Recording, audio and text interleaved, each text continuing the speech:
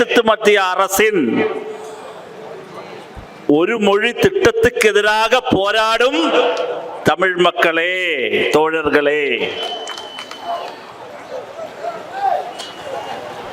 தமிழ் மொழிக்கும் மலையாள மொழிக்கும் இடையே அம்ம மகள் உறவுள்ளது என்பது எனக்கு தெரியும். இதுவரை எனக்கு தெரிந்த தமிழை நான் பேசிவிட்டேன். இனி உங்கள் முன் மலையாளத்தில் பேசி போகிறேன். എൻ്റെ പ്രിയപ്പെട്ട തോഴர்களே,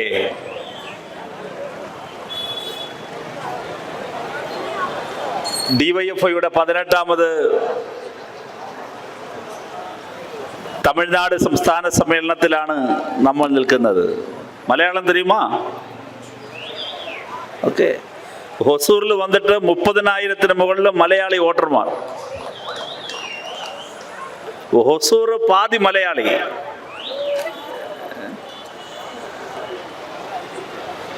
ഡിവൈഎഫ്ഐ 18ാമത് സമ്മേളനത്തിന് ഞാൻ ബാംഗ്ലൂർ ഇറങ്ങി ഹൊസൂറിലേക്ക് വന്നു. ഹൊസൂർ സിറ്റിയിൽ വന്നിട്ട് 1 മണിക്കൂർ എടുത്തു ഇവിടെ വരാൻ. എനിക്ക് വിനയപുരസ്സരം ഓർമ്മപ്പെടുത്താനുള്ളത്, ഈ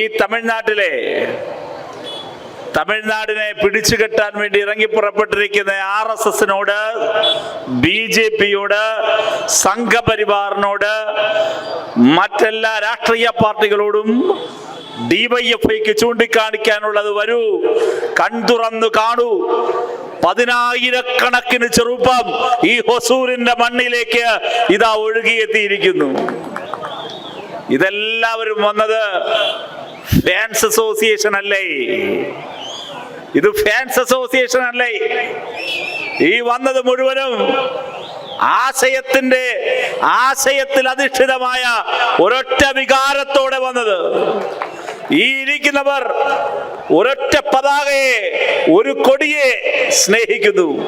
ആ കൊടിയാണ് ചുവന്ന നക്ഷത്രവും ചുവന്ന അക്ഷരങ്ങളും പതിഞ്ഞ ഡിവൈഎഫ്ഐയുടെ ഡെമോക്രാറ്റിക് ഫെഡറേഷൻ ഓഫ് ഇന്ത്യയുടെ ഈ പതാക. ഈ വേദിയിൽ ഭഗത് സിംഗിന്റെ ചിത്രമുണ്ട്. തമിഴ്നാട്ടിൽ രാഷ്ട്രീയത്തെക്കുറിച്ച് സംസാരിക്കണം ഈ ചെറുപ്പം എന്ന് കരുതുകയാണ്.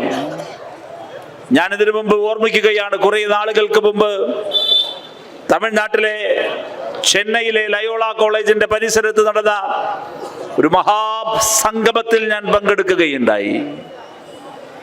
1000-കണക്കിന് ചെറുപ്പം വന്ന് അവിടെ അണിനിരന്നു. മയക്കുമരുന്നിനെതിരായ സമരമായിരുന്നു. അന്ന് ഡിവൈഎഫ്ഐ തമിഴ്നാട്ടിൽ നടത്തിയ സിഗ്നേച്ചർ ക്യാമ്പയിൻ, ഡ്രഗ്സിനെതിരെ, മയക്കുമരുന്നിനെതിരെ, രജനീകാന്ത് മുതൽ തമിഴ് സിനിമ ഇൻഡസ്ട്രിയിലെ എല്ലാ പ്രമുഖരും അതിന്റെ ഭാഗമായി. അതിന്റെ അവസാനം കുറിച്ചുകൊണ്ട് ലയോള കോളേജിന്റെ ഗ്രൗണ്ടിൽ നടന്ന വലിയ പരിപാടിയിൽ 1000-കണക്കിന് ചെറുപ്പക്കാരെ അണിനിരക്കാൻ ഈ തമിഴ്നാട്ടിലെ ഡിവൈഎഫ്ഐക്ക് സാധിച്ചു. ഡിവൈഎഫ്ഐ പൊരുതുന്നത് അത് ലക്ഷണമൊത്തൊരു യുവജന സംഘടന എന്ന നിലയിലാണ്. യുവജനതയെ ബാധിച്ചിരിക്കുന്ന, സമൂഹത്തെ കാർന്നു തിന്നുന്ന മയക്കുമരുന്നിനെതിരെ പൊരുതുകയെന്ന ഞങ്ങളുടെ രാഷ്ട്രീയ ഉത്തരവാദിത്വമാണ് ഡിവൈഎഫ്ഐ ഏറ്റെടുക്കുന്നത്. എന്റെ പ്രിയപ്പെട്ടവരെ, അത് അവിടം കൊണ്ട് തീരുന്നില്ല. തമിഴ്നാടിനെ ഇന്ന് ക്യാൻസർ പോലെ ബാധിച്ചിരിക്കുന്ന ഒട്ടനവധി പ്രശ്നങ്ങളെ അഭിസംബോധന ചെയ്യേണ്ടതെന്ന് ഞങ്ങൾ കരുതുകയാണ്. പ്രിയപ്പെട്ട സഖാക്കളോട് വിനയപുരസ്സരം എനിക്ക് ഓർമ്മപ്പെടുത്താനുള്ളത്, കരൂർ ഒരു ഓർമ്മപ്പെടുത്തലാണ്. എങ്ങനെയാണ് കരൂറിൽ 10,000-കണക്കിന് ചെറുപ്പക്കാർ, 10,000-കണക്കിന് മനുഷ്യർ, സ്ത്രീകൾ, കുട്ടികൾ അവിടേക്ക് എത്തിയത്? അതൊരു രാഷ്ട്രീയ ആൾക്കൂട്ടമാണ്, അപ്പൊളിറ്റിക്കലായ ആൾക്കൂട്ടമാണ്.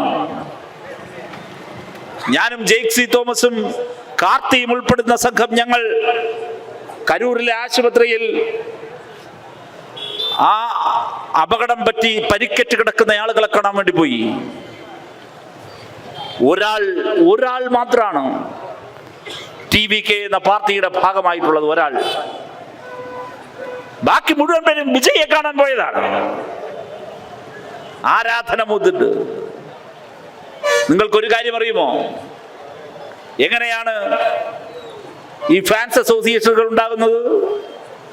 എങ്ങനെയാണ് ഈ രാഷ്ട്രീയ ആൾക്കൂട്ടങ്ങൾ ഉണ്ടാകുന്നത്? എങ്ങനെയാണ് താൻ സിനിമയിൽ മാത്രം കണ്ടിട്ടുള്ള ഒരു പ്രധാനപ്പെട്ട നായകന് വേണ്ടി, ഒരു സിനിമാ താരത്തിന് വേണ്ടി ഇതുപോലെ ഇറങ്ങിപ്പുറപ്പെടാൻ തയ്യാറാകുന്നത്? ഒരുപാട് പ്രശ്നങ്ങളുള്ള മനുഷ്യരാണ്. മനഃശാസ്ത്രത്തിലെ എല്ലാ പഠനങ്ങളും വ്യക്തമാക്കുന്നു, ഒരുപാട് പ്രശ്നങ്ങൾ അഭിമുഖീകരിക്കുന്ന മനുഷ്യർ. ആ മനുഷ്യരാണ് ഇതുപോലെ സിനിമാ താരങ്ങളുടെ പിന്നാലെ ഫാൻസ് അസോസിയേഷനുകളായി മാറുന്നത്. നിങ്ങൾ നോക്കൂ, ഞങ്ങൾ മനസ്സിലാക്കുന്നു തമിഴ്നാടിന്റെ പ്രശ്നങ്ങൾ, ജനങ്ങളുടെ പ്രശ്നങ്ങൾ, സാധാരണക്കാരായ മനുഷ്യരുടെ പ്രശ്നങ്ങൾ, അവർ നേരിടുന്ന സാമൂഹ്യമായ വിവേചനങ്ങൾ,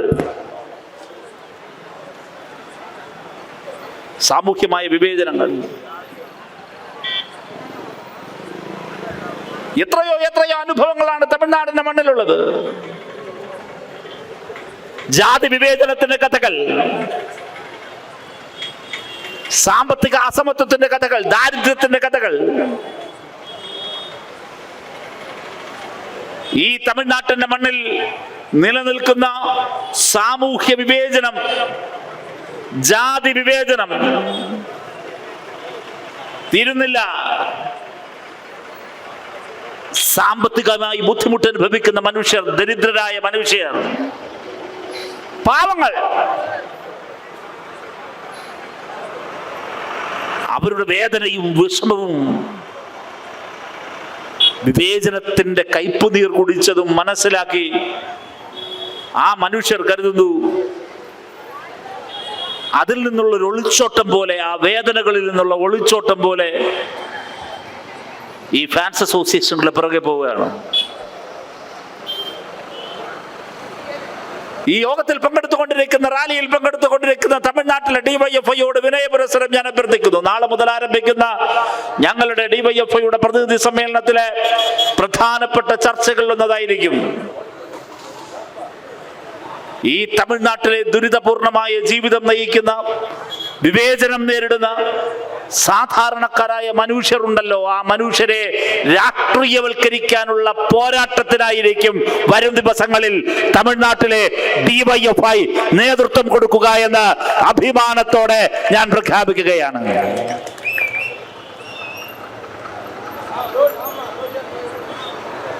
ഏതെങ്കിലും ഒരു സിനിമാ നായകന് പരിഹരിക്കാൻ കഴിയുന്ന വിഷയമാണോ സാമൂഹ്യമായ അസമത്വം? വിജയ് എന്നല്ല, സിനിമയിൽ തിളങ്ങുന്ന ഏതെങ്കിലും ഒരു സിനിമാ നായകന് പരിഹരിക്കാൻ പറ്റുന്ന പ്രശ്നങ്ങളാണോ ഈ രാജ്യത്തെ തൊഴിലില്ലായ്മ?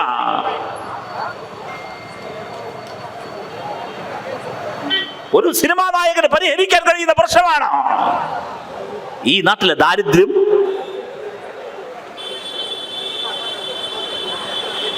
എങ്ങനെ ദാരിദ്ര്യമുണ്ടായി? എങ്ങനെ അനുദിനം അത് വർദ്ധിക്കുന്നു? എങ്ങനെ തൊഴിലില്ലായ്മ രൂക്ഷമാകുന്നു? ഈ രാജ്യത്ത് 1991 ആരംഭിക്കുകയും പിന്നീട് ഭാരതീയ ജനതാ പാർട്ടിയുടെ നേതൃത്വത്തിലുള്ള ഗവൺമെന്റ് വേഗതയിൽ നടപ്പിലാക്കിക്കൊണ്ടിരിക്കുകയും ചെയ്യുന്ന നവലിബറൽ സാമ്പത്തിക നയങ്ങളാണ് ഈ രാജ്യത്ത് തൊഴിലില്ലായ്മ രൂക്ഷമാക്കുന്നത്, ഈ രാജ്യത്ത് ദാരിദ്ര്യം മൂർച്ഛിപ്പിക്കുന്നത്, ഈ രാജ്യത്ത് മനുഷ്യരെ കടക്കാരാക്കി മാറ്റുന്നത്. അതിന് ഏതെങ്കിലും ഒരു നായകന് കാരവനിൽ സഞ്ചരിച്ച് പരിഹരിക്കാൻ കഴിയുന്ന കാര്യമല്ല, മറിച്ച് ദുരിതമനുഭവിക്കുന്ന മുഴുവൻ മനുഷ്യരെയും ചേർത്ത് നിർത്തിയുള്ള മഹാസമരങ്ങൾക്ക് മാത്രമേ, രാഷ്ട്രീയ പോരാട്ടങ്ങൾക്ക് മാത്രമേ നമ്മൾ നേരിടുന്ന ദാരിദ്ര്യത്തെ തുടച്ചു നീക്കാൻ കഴിയുകയുള്ളൂ, പരിഹാരം കാണാൻ കഴിയുകയുള്ളൂ. വിജയ് നായകനായി വന്നു.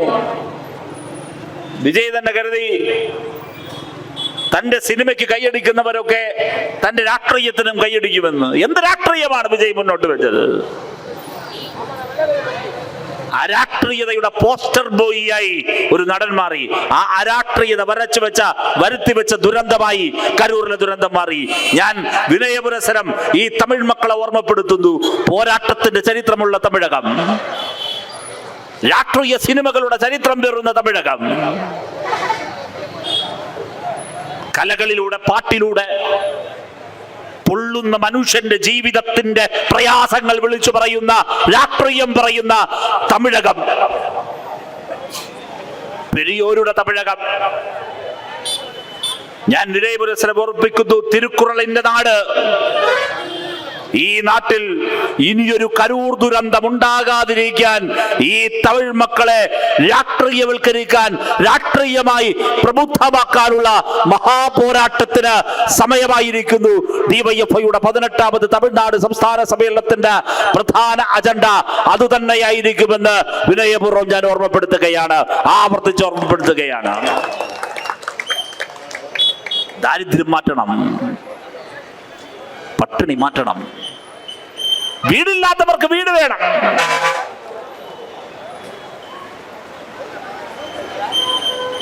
തമിഴ്നാട്ടിലെ ഒരു സാധാരണ ചെറുപ്പക്കാരൻ, ആ ചെറുപ്പക്കാരൻ 3 സ്വപ്നങ്ങളുടെ തടവറയിലാണ്. തമിഴ്നാട്ടിലെ എന്ന് മാത്രമല്ല, കേരളത്തിലെ എന്ന് മാത്രമല്ല, ഈ രാജ്യത്തെ ചെറുപ്പക്കാർ ചില ദുസ്വപ്നങ്ങളുടെ തടവറയിലാണ്. എന്താ ദുസ്വപ്നം? ഇന്ത്യൻ ജനസംഖ്യയുടെ മഹാഭൂരിപക്ഷം വരുന്ന യൗവനം, ചെറുപ്പം ഇന്ന് ദുസ്വപ്നങ്ങളുടെ തടവറയിലാണ്. ഏത് ദുസ്വപ്നം? ഒന്നാമത്തെ ദുസ്വപ്നം സിബിൽ സ്കോർ. സിബിൽ സ്കോർ എന്ന് தெரியுமா? EMI. 3 ടാർഗറ്റ്. നമ്മളൊക്കെ എത്ര കാലമായി ഭൂമിയിൽ ജനിച്ചു ജീവിക്കുന്നു? നിങ്ങൾ നോക്കൂ, എത്ര കാലമായി ഈ സിബിൽ സ്കോറും EMIയും എല്ലാം നമ്മൾ കേൾക്കാൻ തുടങ്ങിയിട്ട്. എങ്ങനെ വന്നു സിബിൽ സ്കോർ? എങ്ങനെ വന്നു EMI? എന്ന് വന്നു? കടം വാങ്ങാതെ നിവർത്തിയില്ല. എപ്പോഴാ കടം വാങ്ങുന്നത്? വരുമാനത്തിനൊത്ത് ചിലവ് നിർവഹിക്കാൻ കഴിയുന്നില്ല. ജീവിത ചിലവ്, ലിവിങ് എക്സ്പെൻഡിച്ചർ കൂടും,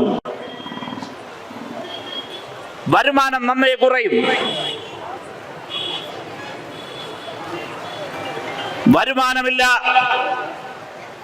ചിലവ് കൂടി, കടം വാങ്ങാൻ നിർബന്ധിതരായി. അപ്പോഴാണ് EMIയും സിബിൽ സ്കോറും എല്ലാം വന്നത്. എങ്ങനെ ജീവിക്കുമെന്നറിയാതെ ഇന്ത്യൻ യൗവനം, നിങ്ങൾ നോക്കൂ, ഓരോ ദിവസവും രാജ്യത്ത് തൊഴിലില്ലായ്മ പെരുകുന്നു, സ്ഥിരം ജോലികൾ ഇല്ലാതാകുന്നു. നമ്മുടെ പൊതുമേഖലാ സ്ഥാപനങ്ങളെ സ്വകാര്യവൽക്കരിക്കുന്നു. ഇത് ഈ നയത്തിന്റെ ഭാഗമാണ്. കേന്ദ്ര ധനകാര്യ വകുപ്പ് മന്ത്രി തമിഴ്നാട്ടുകാരിയാണ് നിർമ്മല സീതാരാമൻ.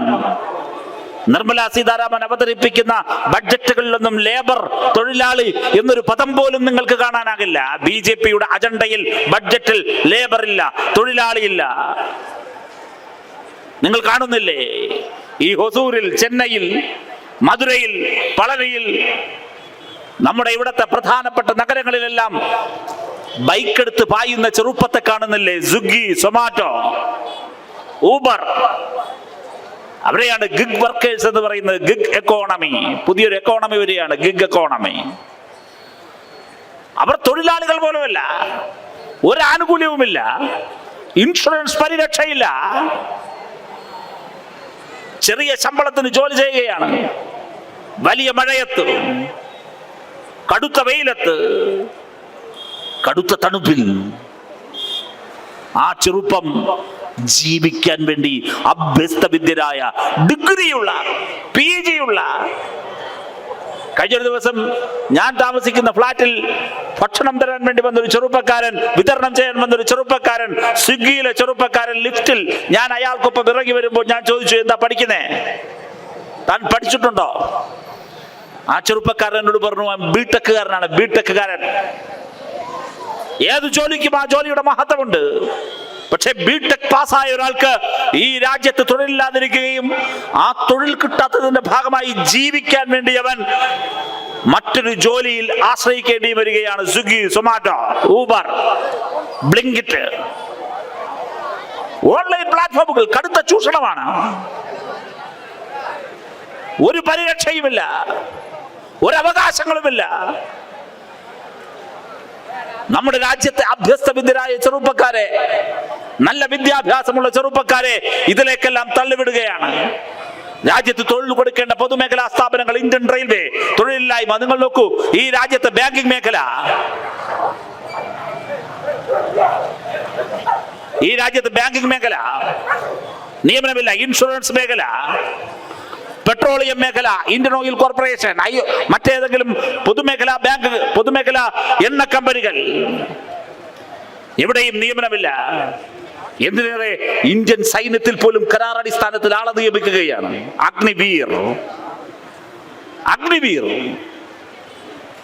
RSSകാരൻ പറയുന്നത് പിറന്ന നാടും പെറ്റമ്മയും സ്വർഗത്തെക്കാൾ മഹത്തരം രാജ്യത്തിന്റെ സുരക്ഷ, സൈന്യം എന്നെല്ലാമാണ്.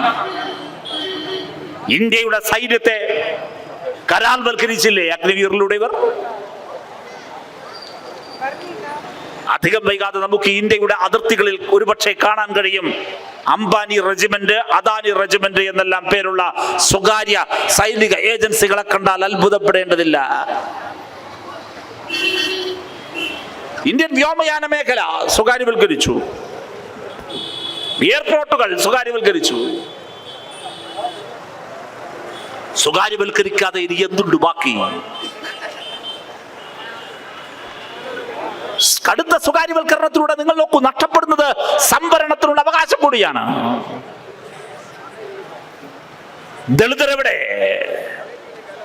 ഞാൻ എന്റെ പ്രസംഗത്തിന്റെ ആരംഭത്തിൽ സൂചിപ്പിച്ചു തമിഴ്നാട്ടിലെ ജാതി വിവേചനത്തെ കുറിച്ച്. ഞാൻ ചോദിക്കുന്നു, വിവേചനം നേരിടുന്ന ദളിതന് എങ്ങനെയാണ് മേൽജാതിക്കാരുടെ മുമ്പിൽ മനുഷ്യനായി നിവർന്നു നിൽക്കാൻ കഴിയുക? എങ്ങനെ നിവർന്നു നിൽക്കാൻ കഴിയും? വിദ്യാഭ്യാസത്തിലൂടെ, തൊഴിലിലൂടെ, ജോലിയിലൂടെ, വരുമാനത്തിലൂടെ. എന്റെ പ്രിയപ്പെട്ടവരെ, വരുമാനത്തിലൂടെയും തൊഴിലിലൂടെയും ജീവിതം മെച്ചപ്പെടുത്തി മറ്റു മനുഷ്യർക്കൊപ്പം അഭിമാനത്തോടെ ജീവിക്കാൻ കഴിയുന്ന സാഹചര്യത്തിലേക്ക് വളർന്നു വരാൻ കഴിയണമെങ്കിൽ സംവരണം, നിങ്ങൾക്ക് ഭരണഘടനാപരമായ അവകാശമാണ് സംവരണം. നിർമ്മലാ സീതാരാമന്റെ നേതൃത്വത്തിൽ രാജ്യത്ത് BJP നടപ്പിലാക്കിക്കൊണ്ടിരിക്കുന്ന ഈ സ്വകാര്യവൽക്കരണ നയത്തിന്റെ ഭാഗമായി നമ്മുടെ രാജ്യത്ത് സ്വകാര്യവൽക്കരണം നടക്കുന്നു എന്ന് മാത്രമല്ല, അതിന്റെ മറവിൽ സംവരണവും ഇല്ലാതാവുകയാണ്.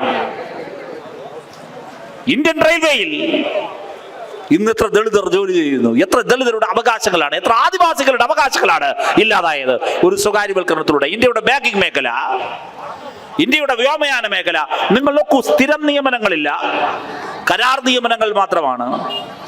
കരാർ നിയമനത്തിൽ സംവരണ തത്വമേ പാലിക്കുന്നില്ല. ചുരുക്കി പറഞ്ഞാൽ ഈ രാജ്യത്തെ ദളിതരും ദരിദ്രരും ദുർബലരുമായ മനുഷ്യർ, ആദിവാസികൾ, അവർക്ക് ജോലി ലഭിക്കാതെ വരും. സമൂഹത്തിന്റെ മുഖ്യധാരയിൽ നിന്ന് അവരെ തുണച്ചുനീക്കുകയാണ്. രാജ്യത്ത് തൊഴിലില്ലായ്മ ഒരു വശത്ത് രൂക്ഷമാകുമ്പോൾ, വിലക്കയറ്റം രൂക്ഷമാകുമ്പോൾ, ജീവിത ചിലവ് കൂടുമ്പോൾ, ഞാൻ വിനയപുരസ്സരം നിങ്ങളെ ഓർമ്മപ്പെടുത്തുന്നു, നമ്മുടെ രാജ്യത്ത് മറുവശത്ത് മയക്കുമരുന്നിന്റെ വ്യാപനം ഇവർ തന്നെ കൂട്ടുന്നു. മാഫിയാവൽക്കരണം ശക്തിപ്പെടുത്തുന്നു. ഈ തൊഴിലില്ലായ്മയ്ക്കെതിരെ പൊരുതേണ്ട ജനതയെ, യുവജനതയെ അരാഷ്ട്രീയതയുടെ ആയുധമണിയിച്ച് അവരെ ഈ സമൂഹത്തിൽ ഒന്നിനും കൊള്ളാത്തവരാക്കി മാറ്റുന്നു. അരാഷ്ട്രീയത അവർ തന്നെ പ്രചരിപ്പിക്കുകയാണ്. രാഷ്ട്രീയമായി മനുഷ്യർ സംഘടിക്കുന്നത് നിങ്ങൾ നോക്കൂ. കർഷകർ സംഘടിച്ചു ഒരു വശത്ത്, ആ കർഷക സമരങ്ങളാണ്, തൊഴിലാളികളുടെ സമരങ്ങളാണ്, പണിമുടക്കുകളാണ്. രാജ്യത്തെ വിദ്യാർത്ഥികൾ കലാലയങ്ങളിൽ നടത്തിയ സമരങ്ങളും പ്രക്ഷോഭങ്ങളുമാണ് ഈ നരേന്ദ്രമോദി സർക്കാരിനെതിരെ ജനങ്ങളെ ചിന്തിപ്പിക്കാൻ പ്രേരിപ്പിക്കുന്നത്. ആ സമരങ്ങളെ ഇല്ലാതാക്കുന്നു. വളർന്നു വരുന്ന യുവത്വത്തിന്റെയും വിദ്യാർത്ഥികളുടെയും മുൻപിലേക്ക് മയക്കുമരുന്ന് ഒഴുക്കിക്കൊടുക്കുന്നു ഈ രാജ്യത്തിന്റെ അതിർത്തികൾക്ക് പുറത്ത്. എന്തുകൊണ്ട് മയക്കുമരുന്ന് വ്യാപകമാകുന്നു? രക്ഷകർത്താക്കൾ ചിന്തിച്ചിട്ടുണ്ടോ? തമിഴ്നാട് സംസ്ഥാന സർക്കാർ മാത്രം വിചാരിച്ചാൽ, കേരള സംസ്ഥാന സർക്കാർ മാത്രം വിചാരിച്ചാൽ തീരുന്ന പ്രശ്നമാണോ? ഈ രാജ്യത്തിന്റെ അതിർത്തി കടന്ന് എങ്ങനെയാണ് മയക്കുമരുന്ന് നമ്മുടെ രാജ്യത്തെ കടന്നു വരുന്നത്? നമ്മുടെ രാജ്യത്തിന്റെ സേനാവ്യൂഹങ്ങൾ എവിടെ? രാജ്യം ഭരിക്കുന്ന സർക്കാർ തന്നെ ഈ രാജ്യത്തെ യൗവനം മയക്കുമരുന്നിന് അടിമകളാകട്ടെ എന്ന് കരുതുകയാണ്. ഇല്ലെങ്കിൽ എന്തുകൊണ്ട് നിങ്ങൾ മയക്കുമരുന്ന് വേട്ട നടത്തുന്നില്ല? ഈ രാജ്യത്തിനകത്തോ രാജ്യത്തിന് പുറത്തോ അപകടം പിടിപ്പിക്കുന്ന രാസലഹരികൾ ഉപയോഗിക്കുകയും ഉൽപ്പാദിപ്പിക്കുകയും ചെയ്യുന്ന സ്ഥലങ്ങളിലേക്ക് എന്തുകൊണ്ടാണ് രാജ്യത്തിന്റെ നർക്കോട്ടിക് ഏജൻസികൾ എവിടെ നർക്കോട്ടിക് ഏജൻസി? നരേന്ദ്രമോദി അധികാരത്തിലേറി 2014 മുതൽ 2024 വരെ എത്തി നിൽക്കുമ്പോൾ ഇക്കഴിഞ്ഞ 10 വർഷത്തിനിടയിൽ ഈ രാജ്യത്തെവിടെയെങ്കിലും നർക്കോട്ടിക് ഏജൻസി ചെന്ന് മയക്കുമരുന്നിന്റെ ഉറവിടം കണ്ടെത്താനുള്ള ഒരു പ്രവർത്തനം നടത്തിയിട്ടുണ്ടോ? ഈ നാട്ടിലെ ജനങ്ങൾ ചോദിക്കണം. നരേന്ദ്രമോദി ഗവൺമെന്റ് തന്നെ കരുതുകയാണ് അവർക്കെതിരായ മഹാസമരങ്ങൾ, അവർക്കെതിരായി ചിന്തിക്കാതിരിക്കാൻ സാധാരണക്കാരായ ചെറുപ്പത്തെ മാഫിയാവൽക്കരിക്കാൻ അവർ തന്നെ നേതൃത്വം കൊടുക്കുകയാണ്. ഒരു വശത്ത് തൊഴിലില്ലായ്മ, മറുവശത്ത് മാഫിയാവൽക്കരണം. അതേപോലെ തന്നെ ഈ ഗവൺമെന്റ് നിങ്ങൾ നോക്കൂ, വർഗീയതയുടെ ഗവൺമെന്റാണ്. രാമജന്മഭൂമി, ബാബറി മസ്ജിദ് പ്രശ്നമില്ലായിരുന്നുവെങ്കിൽ നരേന്ദ്രമോദി ഗവൺമെന്റ് ഉണ്ടാകുമായിരുന്നോ? ഈ രാജ്യത്ത് BJP അധികാരത്തിൽ വരുമായിരുന്നോ? വർഗീയതയിൽ ജനിക്കുകയും വർഗീയതയിൽ ജീവിക്കുകയും വർഗീയതയാൽ വളരുകയും ചെയ്ത ഒരു ഗവൺമെന്റിന്റെ പേരാണ് നരേന്ദ്രമോദി ഗവൺമെന്റ്. ഒരു ഗവൺമെന്റിന്റെ പേരാണ് BJP ഗവൺമെന്റ്. ഒരു പാർട്ടിയുടെ പേരാണ് ഭാരതീയ ജനതാ പാർട്ടി. RSS ജന്മമെടുത്തിട്ട് 100 വർഷം പൂർത്തിയാകുന്നു. ഈ 100 വർഷത്തിനിടയിൽ ഈ രാജ്യത്തിന്റെ വികസനത്തിന്, രാജ്യത്തിന്റെ പുരോഗതിക്ക്, രാജ്യത്തിന്റെ നന്മയ്ക്ക് RSS ചെയ്ത ഒരു പ്രവൃത്തി നിങ്ങൾക്കാർക്കെങ്കിലും ചൂണ്ടിക്കാട്ടിത്തരാൻ കഴിയുമോ? 1925 100 ആണ്ടുകൾക്ക് മുമ്പ് RSS ജന്മമെടുക്കുന്നത്. 1925 ഇന്ത്യയുടെ സ്വാതന്ത്ര്യ സമരം കത്തിജ്വലിച്ചു നിൽക്കുന്ന കാലം. 1925 1947 ഇടയിൽ ഇന്ത്യയുടെ സ്വാതന്ത്ര്യ സമര പ്രക്ഷോഭത്തിന്റെ ചരിത്രത്തിൽ എവിടെയെങ്കിലും ഒരിടത്ത് RSSന്റെ പേര് നിങ്ങൾക്ക് കാണാൻ കഴിയുമോ? RSSകാർ പങ്കെടുത്ത ഏതെങ്കിലും ഒരു സ്വാതന്ത്ര്യ സമര പ്രക്ഷോഭത്തെ കുറിച്ച് പറയാൻ കഴിയുമോ? പിഞ്ചു കുഞ്ഞുങ്ങൾ മുതൽ ആദിവാസി ജനവിഭാഗങ്ങൾ വരെ തെരുവിലേക്ക് ഒഴുകിയെത്തിയ ഇന്ത്യയുടെ സ്വാതന്ത്ര്യ സമര പ്രക്ഷോഭത്തിൽ RSS എവിടെയായിരുന്നു? RSS മാപ്പെഴുതി കൊടുത്ത ചരിത്രം, ബ്രിട്ടീഷുകാരന്റെ ഷൂലക്കിയ ചരിത്രമുള്ള കീഴടങ്ങിയ ചരിത്രമുള്ള സംഘടനയാണ് RSS. ആൻഡമാൻ നിക്കോബാർ ദ്വീപിലെ ജയിലിൽ നിന്നും പുറത്തേക്കിറങ്ങുന്നതിന് വേണ്ടി സവർക്കർ എഴുതിയ കത്തുണ്ട്. ബ്രിട്ടീഷുകാരെ അപ്പാന്ന് വിളിക്കുകയാണ്, അച്ചാന്ന് വിളിക്കുകയാണ്. പിതൃതുല്യമായ വാത്സല്യത്തോടു കൂടി ഈ തലതിരിഞ്ഞ മകന്, ഈ വഴിവിട്ട മകന് മാപ്പു തരണമേ എന്ന് അഭ്യർത്ഥിക്കുകയാണ്. കത്തിൽ മാപ്പെഴുതിക്കൊടുത്ത് ജയിലിൽ നിന്നും പുറത്തിറങ്ങിയ ചരിതമുള്ള സംഘടനയുടെ പേരാണ് RSSും സവർക്കറും.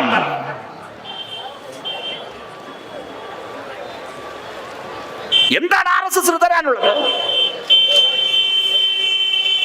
സ്വതന്ത്ര ഇന്ത്യയുടെ ചരിത്രത്തിൽ ഇതുവരെ എവിടെയെല്ലാം കലാപങ്ങളുണ്ടോ, എവിടെയെല്ലാം ന്യൂനപക്ഷ വേട്ടയുണ്ടോ, അതിന്റെ മറുവശത്ത് RSS എന്ന പേരുണ്ടായിരുന്നു. സ്വതന്ത്ര ഇന്ത്യയിൽ എത്ര മുസ്ലിങ്ങളെ കൊന്നു RSS, എത്ര ക്രൈസ്തവരെ കൊന്നു. ഇപ്പോഴും മണിപ്പൂർ കത്തിക്കൊണ്ടിരിക്കുന്നു. നമ്മുടെ രാജ്യത്തിന്റെ സമാധാനവും മതനിരപേക്ഷതയും കാത്തു സൂക്ഷിക്കാൻ ഞാൻ തമിഴ് മക്കളെ അഭിനന്ദിക്കുകയാണ്. നിങ്ങൾ നല്ല ജാഗ്രതയോടെ ഇനിയും നിലകൊള്ളണം. ഈ സംഘപരിവാരത്തിന്റെ വിഷക്കടിയേക്കാതെ, വിഷദംശനമേക്കാതെ ഈ തമിഴ് മണ്ണിന്റെ സെക്കുലറിസത്തെ, മതനിരപേക്ഷതയെ കാത്തു സൂക്ഷിക്കാൻ ഇന്നലെ വരെ, ഇന്ന് വരെ എന്ന പോലെ നാളെയും മുൻപോട്ട് പോകാൻ എന്റെ പ്രിയപ്പെട്ട മുഴുവൻ സഖാക്കളും നാട്ടുകാരും തയ്യാറാകണം. കണ്ണിലെ കൃഷ്ണമണി പോലെ തമിഴ്നാടകത്തിന്റെ മതേതര സംസ്കാരത്തെ സംഘപരിവാരിൽ നിന്നും കാത്തു സൂക്ഷിക്കാൻ പ്രിയപ്പെട്ടവരെ നമ്മൾ തയ്യാറാക്കണം. ഞാൻ സുദീർഘമായി കടന്നു പോകുന്നില്ല. ഇന്ത്യയുടെ പാർലമെന്റ്, ആ പാർലമെന്റിനുള്ളിൽ തമിഴിന്റെ മൺ സംസ്കാരം, തമിഴിന്റെ രാഷ്ട്രീയ ശബ്ദം, ഈ നാട്ടിലെ സാധാരണക്കാരും ദുർബലരും കർഷകരും സാധാരണക്കാരുമായ മനുഷ്യരുടെ ശബ്ദം പാർലമെന്റിൽ മുഴക്കുന്ന ദിണ്ടിഗൽ MP സഖാവ് സച്ചിദാനന്ദം രത്നവേൽ എനിക്ക് ശേഷം ഇവിടെ സംസാരിക്കും. മധുരൈ MP സഖാവ് സു വെങ്കടേശൻ. ഇന്ത്യയുടെ പാർലമെന്റിൽ ഇടതുപക്ഷം ഒരുപാട് എണ്ണമില്ല, പക്ഷേ സഖാവ് സച്ചിദാനന്ദമാകട്ടെ, സഖാവ് സു വെങ്കടേശനാകട്ടെ, നിങ്ങളോട് സംസാരിക്കുന്ന ഞാനാകട്ടെ, ഇടതുപക്ഷത്തിന്റെ ഓരോ MPയും ഈ നാട്ടിലെ സാധാരണക്കാരും ദുർബലരും തൊഴിലാളികളുമായ മനുഷ്യരുടെ ശബ്ദമാണ് ഉയർത്തിക്കൊണ്ടിരിക്കുന്നത്. ഞങ്ങൾക്കൊരു ബദൽ ചൂണ്ടിക്കാണിക്കാനുണ്ട്. ദാരിദ്ര്യം മാറ്റാൻ കഴിയുമോ? വീടില്ലാത്ത മുഴുവൻ പേർക്കും വീട് വെച്ചു കൊടുക്കാൻ കഴിയുമോ? തൊഴിലില്ലായ്മ പരിഹരിക്കാൻ കഴിയുമോ? കഴിയും. അതിനൊരു ബദലുണ്ട്. ആ ബദലാണ് ദേ ഈ കേരളത്തോട്, ഈ തമിഴ്നാടിനോട് അതിർത്തി പങ്കിടുന്ന ഞങ്ങളുടെ സ്വന്തം നാട്, ഇടതുപക്ഷത്തിന്റെ സ്വന്തം നാട്, സഖാവ് പി കൃഷ്ണപിള്ളയുടെയും AKGയുടെയും സഖാവ് EMSന്റെയും VS അച്യുതാനന്ദന്റെയും നാട്, ഇന്ന് സഖാവ് പിണറായി വിജയൻ ഭരിക്കുന്ന കേരളമെന്ന ഈ രാജ്യത്തെ ഇടതുപക്ഷത്തിന്റെ ഏറ്റവും പ്രധാനപ്പെട്ട ശക്തി കേന്ദ്രം. ഞാനൊരു കാര്യം മാത്രം പറഞ്ഞ് അവസാനിപ്പിക്കുന്നു. വരാൻ പോകുന്ന നവംബർ 1 ഇന്ത്യയിൽ ആദ്യമായി ഒരു സംസ്ഥാനം, കേരളം, അതിദരിദ്രമില്ലാത്ത നാടായി പ്രഖ്യാപിക്കാൻ പോവുകയാണ്. എക്സ്ട്രീം പോവർട്ടി ഇറാഡിക്കേറ്റ് ചെയ്ത, അതിദാരിദ്ര്യം നിർമ്മാർജ്ജനം ചെയ്ത ഇന്ത്യയിലെ ആദ്യത്തെ സംസ്ഥാനമായി ഈ വരുന്ന നവംബർ 1 കേരളം, ഇടതുപക്ഷം ഭരിക്കുന്ന കേരളം ഇതാ മാറാൻ പോവുകയാണ്. ഇനി അതിദരിദ്രരില്ല ഞങ്ങളുടെ കേരളത്തിൽ. ഈ വരുന്ന ജനുവരി ആകുമ്പോൾ കേരളത്തിലെ പിണറായി വിജയൻ സർക്കാർ വെച്ചു നൽകിയ, കഴിഞ്ഞ 9 വർഷത്തിനകം വെച്ചു നൽകിയ വീടുകളുടെ എണ്ണം എത്രയെന്നറിയോ? 5 ലക്ഷം എടുക്കുകയാണ്. 5 ലക്ഷം മക്കൾക്ക് വീട് വെച്ചു കൊടുത്തു കേരളത്തിലെ ഇടതുപക്ഷ ജനാധിപത്യ മുന്നണി സർക്കാർ. വീടില്ലാത്ത മുഴുവൻ മനുഷ്യർക്കും വീട്. നിങ്ങൾ ലോൺ എടുക്കുമോ എന്ന് ഞാൻ ചോദിച്ചു. ലോൺ വാജ്പേയി ഇന്ത്യയുടെ പ്രധാനമന്ത്രി ആയിരിക്കുമ്പോഴാണ് സർഫാസി ആക്ട് എന്നൊരു കിരാതമായ കരിനിയമം കൊണ്ടുവരുന്നത്. SARFAESI act. ഒരാളൊരു പാവം പോയി ലോൺ എടുത്താൽ ആ ബാങ്കിന് അയാളെ കുടിയിറക്കാം. 3 തവണ മുടക്കം വന്നാൽ മതി, കുടിയിറക്കാം. ഒരു വീടേ ഉള്ളെങ്കിലും ആ വീട്ടിൽ നിന്ന് ആട്ടിപ്പുറത്താക്കും, ജപ്തി. സർഫാസി നിയമം വാജ്പേയി BJP കൊണ്ടുവന്ന നിയമമാണ്. 4 ദിവസം മുമ്പ് ഞങ്ങളുടെ കേരളത്തിൽ കേരള നിയമസഭ ഒരു നിയമം പാസാക്കി. ആ നിയമത്തിലൂടെ ഒരു വീട് മാത്രമുള്ള ഒരു മനുഷ്യൻ, ഒരു വീട് മാത്രം സ്വന്തമായുള്ള ഒരാൾ, അയാൾ ജപ്തി നടപടിക്ക് വിധേയമാവുകയും ബാങ്കിൽ കുടിശ്ശിക വരികയും ബാങ്ക് ജപ്തിക്ക് വേണ്ടി വരികയും ചെയ്താൽ അയാൾ ഇറങ്ങിക്കൊടുക്കേണ്ടതില്ല. ആ വീട് സർക്കാർ സംരക്ഷിക്കും. അയാൾ അടയ്ക്കേണ്ട പണം സർക്കാർ കൊടുക്കും. അതാണ് കേരളത്തിൽ പിണറായി വിജയൻ സർക്കാർ പാസാക്കിയ പുതിയ നിയമം. ഇന്ത്യയിൽ വേറെ ഏതെങ്കിലും ഒരു സംസ്ഥാനത്തുണ്ടോ? ഏതെങ്കിലും ഒരു സംസ്ഥാനത്ത്? ഇതാണ് ഇടതുപക്ഷം. ലക്ഷക്കണക്കിന് ചെറുപ്പക്കാർക്ക് സ്ഥിരം ജോലി കൊടുത്തു കേരളത്തിൽ. അതാണ് കേരളത്തിലെ ഇടതുപക്ഷം. ആ കേരളത്തിലെ ഇടതുപക്ഷം രാജ്യത്തോട് പറയുന്നത് ഇതാ ഒരു ബദലുണ്ടെന്നതാണ്. ആ ബദലാണ് കേരളത്തിലെ ഇടതുപക്ഷ ജനാധിപത്യ മുന്നണി സർക്കാർ മുൻപോട്ട് വെക്കുന്ന ബദൽ. എന്റെ പ്രിയപ്പെട്ടവരെ, ആ ബദൽ നമുക്ക് ഈ നാടിനോട് വിളിച്ചു പറയാനാകണം. തമിഴകത്തിൽ നിങ്ങൾ നോക്കൂ, ജാതി വിമോചന പോരാട്ടങ്ങളുടെ ചരിത്രം പേറുന്ന മണ്ണാണിത്. ഇവിടെ നമുക്ക് ആ പോരാട്ടം ശക്തിപ്പെടുത്തേണ്ടതുണ്ട്. ജാതി വിവേചനത്തെ ഇല്ലാതാക്കുന്നത് വരെയുള്ള പോരാട്ടത്തിന് നമുക്ക് നേതൃത്വം കൊടുക്കണം. ജാതി എന്നതൊരു സോഷ്യൽ ലെവലാണ്, സാമൂഹ്യ തിന്മയാണ്. RSS ജാതിയെ ഉപാസിക്കുന്നവരാണ്. RSS പറഞ്ഞു രാജ്യത്തിന്റെ ഉടലാണ്, രാഷ്ട്രത്തിന്റെ ഉടലാണ് ജാതി, രാഷ്ട്രത്തിന്റെ ശരീരമാണ് ജാതി. ഞങ്ങൾ DYFI പറയുന്നു ജാതി പാടില്ല, ജാതി വിവേചനം പാടില്ല. നമ്മളെല്ലാവരും മനുഷ്യർ. പിന്നെന്തു ജാതി? ഒരു ജാതിയേ ഉള്ളൂ, അത് മനുഷ്യജാതി, മനിത ജാതി. അതാണ് ഡിവൈഎഫ്ഐ മുന്നോട്ട് വെക്കുന്നത്. ഞങ്ങൾ ഈ വെള്ളക്കൊടിയും നക്ഷത്രവും ആലേഖനം ചെയ്ത ഡിവൈഎഫ്ഐ ഇതാ ഈ തമിഴകത്തെ യൗവനത്തോട് പറയുന്നു, വരൂ, മനുഷ്യരാകൂ, ഞങ്ങളുടെ പതാകയുടെ കീഴിൽ അണിനിരക്കൂ, മനിതരായ മുഴുവൻ ചെറുപ്പവും വരൂ ഞങ്ങളോടൊപ്പം. എന്തിനും ആര് സൃഷ്ടിച്ചു ജാതി? ജാതിരഹിതമായ ഒരു സമൂഹത്തെ നമുക്ക് വാർത്ത കേൾക്കാൻ കഴിയണം. ജാതിയുടെ പേരിൽ ഒരു ദരിദ്ര മനുഷ്യനെയും ആക്രമിക്കാൻ പാടില്ല. ഞങ്ങൾ ജാതി നോക്കാതെ മനുഷ്യരെ ചേർത്ത് നിർത്തും. ഞാൻ എന്റെ പ്രസംഗം അവസാനിപ്പിക്കുന്നതിന് മുമ്പ് ഞങ്ങളുടെ ഹൃദയത്തിൽ തൊട്ടൊരു അനുഭവം പങ്കുവെച്ച് ഞാൻ അവസാനിപ്പിക്കാം. കരൂരിൽ ദുരന്തമുണ്ടായി.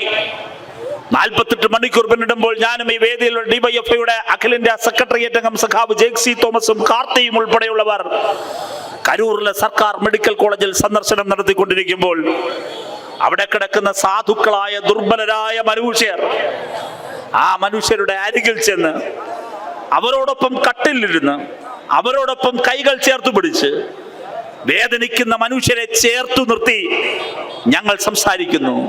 CPIM-ന്റെ കരൂറിലെ ജില്ലാ സെക്രട്ടറി സഖാവ് ജ്യോതി ബസുവും ഞങ്ങളോടൊപ്പമുണ്ട്. എന്റെ സ്റ്റാഫ് എന്നോടൊപ്പം ഉണ്ട്, എന്റെ PA ഉൾപ്പെടെയുള്ളവർ കേരളത്തിൽ നിന്ന്. അതിലൊരു സ്ത്രീ, ഇതെല്ലാം കണ്ടു നിന്ന അവിടുത്തെ ഒരു സ്ത്രീ എന്റെ PA വിളിച്ചിട്ട് ചോദിച്ചു, നിങ്ങൾ ഏതു പാർട്ടി? അപ്പൊ പറഞ്ഞു, നമ്മള് DYFI. കമ്മ്യൂണിസ്റ്റ് കക്ഷി നേതാവ് ജ്യോതി ബസുവിനെ ചൂണ്ടി പറഞ്ഞു. ഞാൻ MP, എന്നെ ചൂണ്ടി, ജേക്ക് എങ്ങനെ ചൂണ്ടിക്കാണിച്ചു പറഞ്ഞു കമ്മ്യൂണിസ്റ്റ് കക്ഷി. അവർ സംശയത്തോടെ ചോദിക്കാൻ കാര്യം എന്താണെന്നറിയോ? അവർ പറഞ്ഞു, വേറെ ആരെങ്കിലും വന്നാൽ ദൂരെ നിന്ന് സംസാരിച്ചു പോകുന്നതല്ലാതെ ഞങ്ങളുടെ അരികിലേക്ക് വരികയോ ഞങ്ങളെ ചേർത്ത് നിർത്തുകയോ ചെയ്യാറില്ല. ഞങ്ങളെ ചേർത്ത് നിർത്തുകയും ഞങ്ങളോട് അരികിൽ നിന്ന് സംസാരിക്കുകയും ചെയ്യുന്ന കക്ഷി ഏത് എന്ന് അന്വേഷിക്കാൻ വന്നതാണ് എന്ന് ചോദിച്ചു. ഞാൻ പറയുന്നു, പ്രിയപ്പെട്ടവരെ, ഞങ്ങൾക്ക് ജാതിയിൽ താണവരെന്നോ കൂടിയവരെന്നോ വ്യത്യാസമില്ല. ഡിവൈഎഫ്ഐക്ക് ഒരു പരിഗണനയേയുള്ളൂ.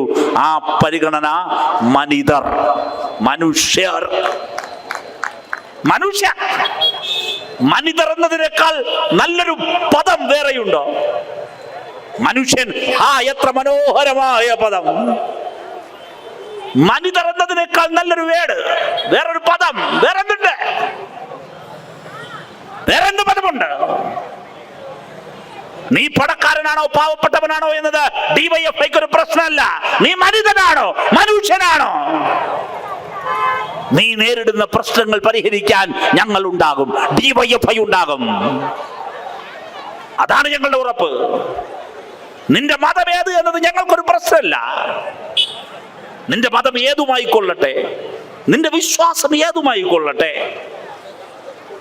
നീ മനിതനാണോ, മനുഷ്യനാണോ?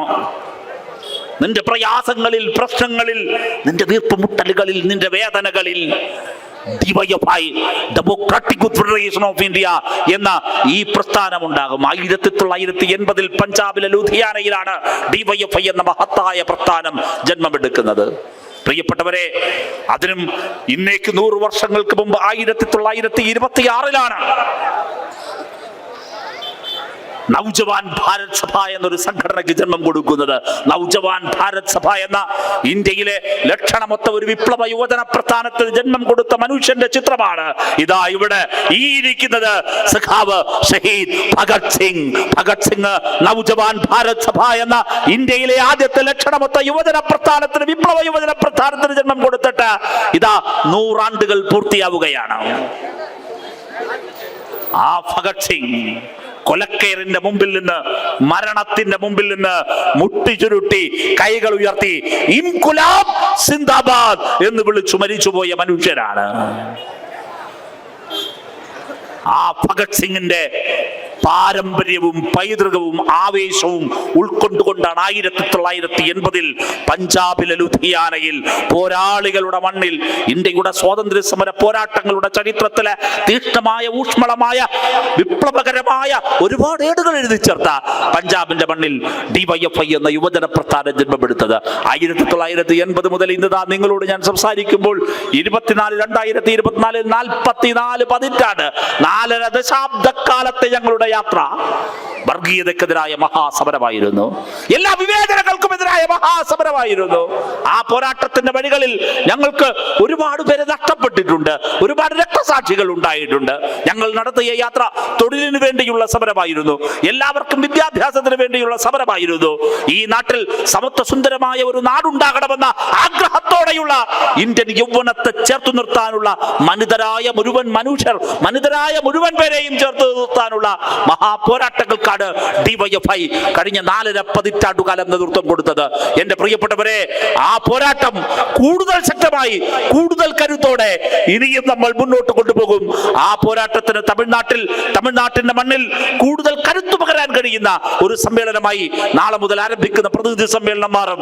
ഇന്ന് ഈ മഹാസമ്മേളനത്തിൽ ഒരുമിച്ച് ചേർന്ന ഈ റാലിയിൽ അണിനിരുന്ന മുഴുവൻ പേരെയും ഡിവൈഎഫ്ഐയുടെ കേന്ദ്ര കമ്മിറ്റിക്ക് വേണ്ടി ഊഷ്മളമായ അഭിവാദ്യം ചെയ്തുകൊണ്ട് നിങ്ങളെ ഏവരെയും ഹൃദയത്തോടെ അഭിവാദ്യം ചെയ്ത് ഈ പൊതുസമ്മേളനം ഉദ്ഘാടനമായി പ്രഖ്യാപിച്ച് ഞാൻ എന്റെ വാക്കുകൾ അവസാനിപ്പിക്കുന്നു, നിർത്തുന്നു. അഭിവാദനങ്ങൾ.